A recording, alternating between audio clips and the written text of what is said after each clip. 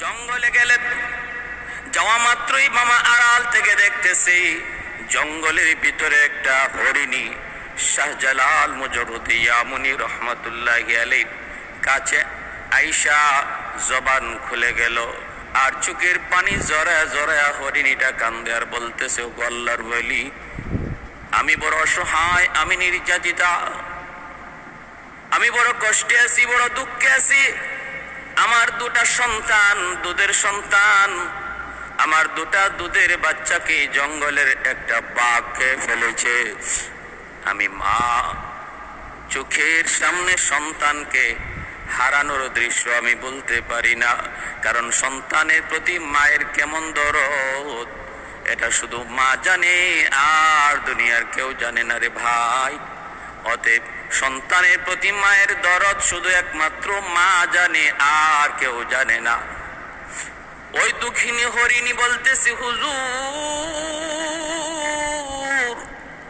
আমার দুধের বাচ্চাটাকে একটা বাঘ খেয়ে ফেলেছে। আমি আপনার কাছে বিচার প্রার্থী, কি ছিল আমার বাচ্চাগুলির অপরাধ, কি ছিল আমার বাচ্চাগুলির দোষ? আল্লাহর ওয়ালি শাহজালাল মুজরুদি ইয়ামুনি রহমাতুল্লাহি আলাইহি তিনি তখন ওই বাঘটাকে তিনি ডাক দিলেন। বাঘটার সাথে সাথে ওনার সামনে হাজির হয়ে গেল, আসামির মতো আল্লাহর ওয়ালির সামনে দাঁড়িয়ে রইল।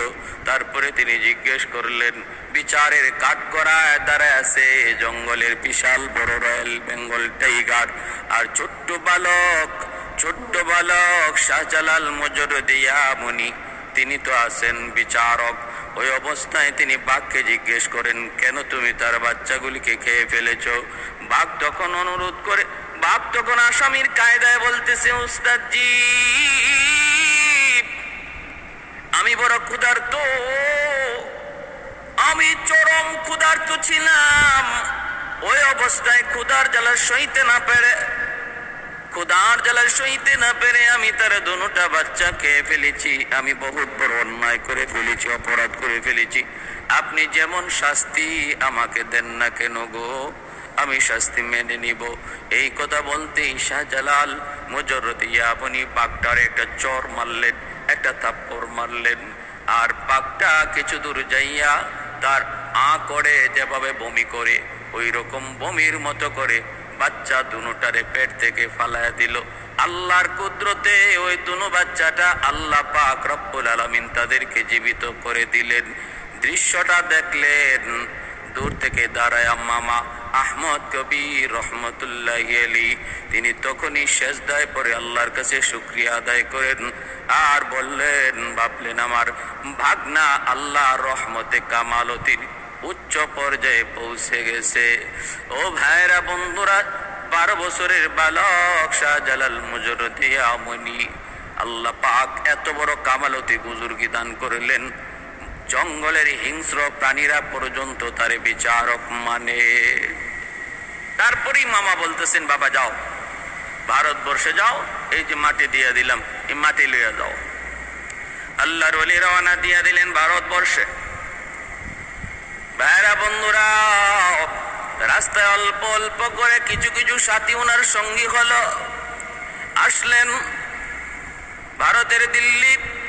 তখন বহুত বড় একজন বুজুর্গ বসবাস করতেন, নিজামউদ্দিন আউলিয়া, হযরত নিজামউদ্দিন আউলিয়া রহমাতুল্লাহি আলাইহি। অনেক খবর পেয়ে ওনার দরবারে মেহমান ডাকলেন। ইয়ামেন থেকে একজন বুজুর্গ এসেছেন। ভাইয়েরা বন্ধুরা,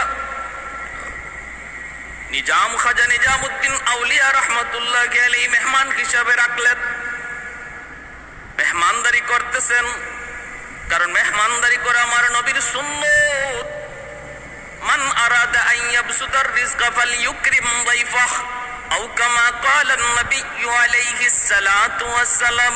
আল্লাহর নবী বলেন, উম্মতের দল, যদি তুমি রিজিকের মধ্যে প্রশস্ততা চাও, রিজিকের মধ্যে যদি বরকত চাও, যদি তুমি চাও তোমার রিজিক বাড়ক, ব্যবসায় সফলতা চাও, চাকরিতে প্রমোশন চাও, দুনিয়ার কামিয়াবি যদি চাও, তাহলে আমি নবী বললাম মেহমানের কদর করো।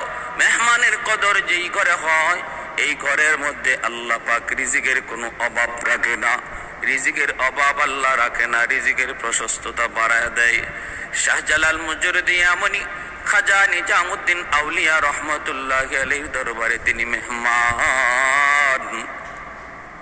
এইবার খাজা নিজামুদ্দিন ওনাকে পরীক্ষা করতে চাইলেন, কামালতিয়ার বুজুর্গে কি পরিমাণ অর্জন হয়েছে, কি পরিমাণ বুজুর্গ, কত বড় বুজুর্গ। পরীক্ষা করার জন্য তিনি রুটির ভিতরে আগুন ঢুকায়া খানা হিসাবে দিয়ে দিলেন। আর তিনি ভাবলেন, যদি আল্লাহর ওলি হয়, যদি বুজুর্গি আর কামালতি তার হাসিল হয়ে থাকে, আল্লাহর ওলিরা বিসমিল্লাহ বলে যদি রুটি খায়, ওই খানা যদি বিষও থাকে, আগুনও থাকে, সেই আগুনকে আল্লাহ পানি বানায় দেয়। শাহজালাল মুজরদি আমনি রহমতুল্লাহি আলাইহি কাশফের মাধ্যমে তিনি বুঝতে পেরেছেন এই রুটির ভিতরে আগুন। তিনি বিসমিল্লাহ বলে তিনি রুটি খেয়ে ফেললেন, আগুন সহ খেয়ে ফেললেন। নিজামুদ্দিন আউলিয়া তিনি দেখলেন, দেখেই তার বুঝ হয়ে গেছে এই বালক সাধারণ কোনো বালক নয়, যুবক সাধারণ কোনো যুবক নয়, সে আল্লাহর দরবারে তার বুজুর্গি আর কামালতি বহুত উঁচু।